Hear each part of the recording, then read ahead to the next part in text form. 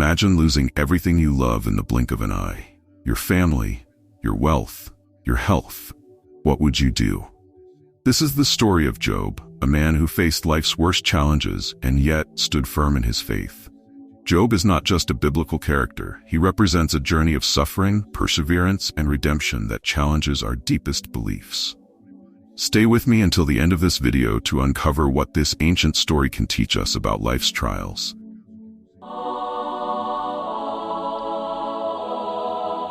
Let's begin by understanding who Job was. He lived in the land of Uz, a prosperous and admired place where Job was known for his integrity, kindness, and unwavering relationship with God. He wasn't just wealthy in material possessions, but also rich in faith and character. Job owned 7,000 sheep, 3,000 camels, 500 oxen, 500 donkeys, and a large number of servants. He was considered the greatest man among all the people of the East. His life seemed perfect. Wealth, a large family, 7 sons and 3 daughters, and everything one could wish for. But what set Job apart wasn't just his prosperity, it was his commitment to God. He made a point of interceding for his family. After each celebration among his children, Job performed purification rituals, offering sacrifices to God. He thought, "Perhaps my children have sinned or cursed God in their hearts."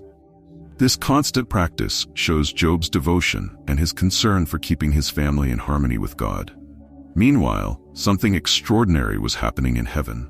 Satan, known as the accuser, appeared before God, questioning the true motivation behind Job's faith. Was Job faithful to God only because his life was blessed, or would he remain devoted even in the face of adversity?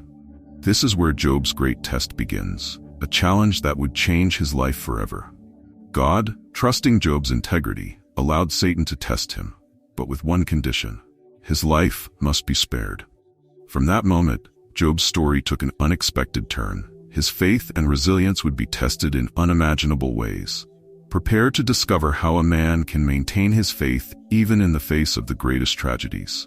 What happened to Job from that point on was so devastating that it seems hard to believe. It all began in a single day. Job was at home when a messenger arrived, running with the first news. Invaders had attacked his land, stolen his oxen and donkeys, and killed the servants who cared for them. Before he could process this tragedy, a second messenger appeared with more terrible news. A mysterious fire from the sky consumed all his sheep and more servants. But that wasn't all. A third messenger arrived shortly after, informing him that the Chaldeans, in a surprise attack, had stolen Job's camels and taken the lives of more servants. And as if these losses weren't enough, the cruelest blow came with the fourth messenger. He reported that Job's sons and daughters, while celebrating at the eldest brother's house, had been struck by a strong wind that caused the house to collapse, killing them all. Imagine Job's pain at that moment. In just a few hours, he lost everything: his wealth, his servants, and most devastating of all, his children. Despite this, Job's reaction is one of the most impactful passages in the entire Bible. He tore his clothes in mourning, shaved his head, and prostrated on the ground, worshipped God. His words resonate to this day. "Naked I came from my mother's womb, and naked I will depart. The Lord gave, and the Lord has taken away. Blessed be the name of the Lord." Even in unimaginable suffering, Job did not sin or blame God. This moment is one of the most powerful in his story, showcasing a faith that transcends human understanding. However, the story was far from over. Satan, dissatisfied, returned to challenge God again. He claimed that if Job were physically afflicted, he would surely curse the Creator. So God allowed Satan to afflict Job physically, but once again set a limit. His life must be preserved. Job was struck with painful sores covering his entire body from head to toe. He sat in ashes, trying to ease the pain with pieces of pottery. His wife, seeing his suffering, urged him to curse God and give up on life. But Job responded firmly, "Shall we accept good from God, and not trouble?" With each new trial, Job displayed remarkable resilience.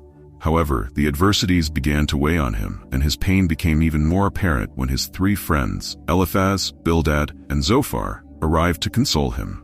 Initially, they stayed silent for 7 days, simply sharing in Job's mourning. But when they began to speak, their words brought more accusations than comfort. For them, the explanation for Job's suffering was simple. He must have committed some grave sin. and these tragedies were divine punishment. Eliphaz was the first to speak, suggesting that Job at some point had strayed from divine justice and was now reaping the consequences of his actions. Bildad reinforced this idea, saying that if Job were truly innocent, God would have already restored everything. Finally, Zophar, the harshest, accused Job of hiding even greater sins, as, according to him, no innocent man would suffer such calamity. Job, amidst so much physical and emotional pain, had to defend himself against these accusations. He called them worthless physicians, accusing them of masking their lack of compassion with empty words. Despite this, Job maintained his integrity. He argued that he was innocent, that nothing in his life justified the suffering he was enduring. Even so, he felt abandoned by God and cried out for a divine answer. But here arises a question that resonates to this day. Why do good people suffer? This is the central dilemma of the book of Job. He did not understand the reason for his pain, but at the same time he did not give up his faith in God. His internal struggle reflects one of the deepest questions of human existence: how to reconcile divine goodness with human suffering. After countless reflections and questions, the moment finally arrives when God answers Job. The setting is dramatic. In the midst of a storm, God manifests himself. But contrary to Job's expectations, God does not provide direct answers about the reason for his suffering. Instead, God leads him to reflect on the vastness and complexity of his creation. God asks rhetorical questions to Job, highlighting his position as the creator of the universe. He asks, "Where were you when I laid the earth's foundation? Tell me if you understand." Job is led to recognize his limitations as a human being before God's greatness. In a second discourse, God presents Behemoth and Leviathan, powerful and mysterious creatures, as symbols of his strength and sovereignty. The message is clear: there are things beyond human understanding. Job realizes that it is not his to question God's plans, but rather to trust in him. In the end, Job repents for doubting and acknowledges that God is sovereign. He says, "I know that you can do all things. No purpose of yours can be thwarted." This dialogue is transformative, not only for Job but also for all who read his story. It reminds us that even in the most difficult circumstances, faith and trust in God can bring peace and understanding, even without definitive answers. After all that Job endured, something extraordinary happens. God restores his life. But before that, there is an important detail. God rebukes Job's friends for their unjust words and commands them to make sacrifices, asking Job to pray for them. This highlights Job's integrity and the importance of forgiveness, even for those who accused him unjustly. God blesses Job with twice as much as he had lost. He receives new wealth, new livestock, and is once again the father of 7 sons and 3 daughters. The scriptures emphasize that these daughters were the most beautiful in all the land. Job lived a long life, seeing up to the 4th generation of his descendants.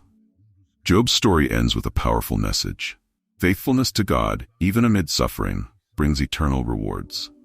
Job teaches us that, although we may not understand all of life's mysteries, trusting in God gives us strength to move forward. Job's journey is one of the most impactful stories of humanity. It challenges us to reflect on deep questions such as the origin of suffering and the nature of faith. But above all, it shows us that faithfulness to God, even in difficult times, has the power to transform lives. If this story touched your heart, leave a like on this video and subscribe to the channel to follow more content like this. Don't forget to share it with someone who needs to hear this message. And there is already another special video waiting for you on the screen. Click now and continue this journey of discoveries and inspiration. Thank you for watching Illuminated Minutes. May God enlighten you, and see you next time.